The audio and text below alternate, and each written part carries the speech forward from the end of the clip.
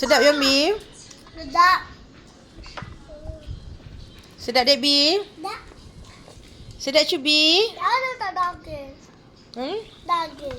Tadi Miu tanya Yombi nak daging. Yombi kata tak nak. Miu Nak dah makan dah. daging, nak daging. Dah makan dalam perut dah.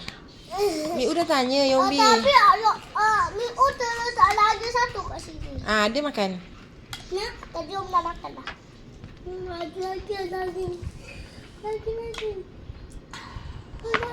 Umi tak cukup lah bubur lambuk. 3 ketul makan. Miu dia makan cuek je. Miu. Miu dapat dah. Yombi dapat lagi. Iya.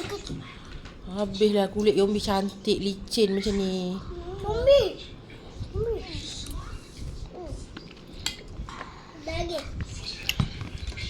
Habislah Debbie tinggi lagi macam ni. Yombi daging lagi. Bukan ni ayam.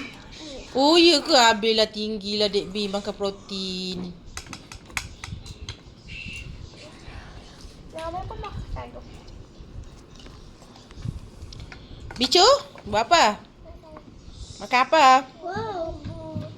Syubi rindu Umi tak? Umi nak balik bila ni?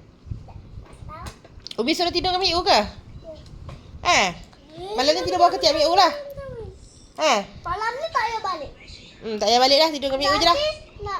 Nanti Umi Mas tak payah hantar Cubi ke rumah Mami dah. Kau nak tidur dengan Mami, tidur dengan Yombi. Mami, daging. Mami, daging kan. Oh. Betul. Kalau kedai-kedai tu asalnya daging.